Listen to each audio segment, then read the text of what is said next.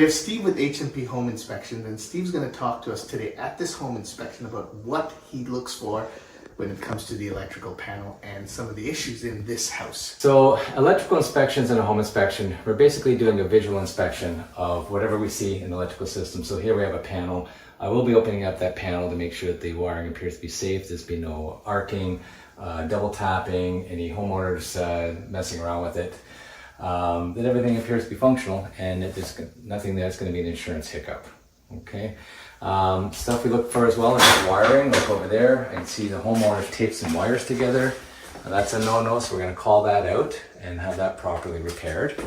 And basically, we're just going through making sure that everything appears to be safe. We're not electrical contractors, but we know the basics to know what to look for to see if there's any glaring issues. So in addition to inspecting the electrical panel, we also check all the circuits and switches throughout, and we're basically making sure that everything is properly grounded, clarity is correct. In bathrooms and kitchens and outside, we're looking for GFCIs, ground fault circuit interrupters. We want to make sure we have those proper fixtures where we're near a water environment.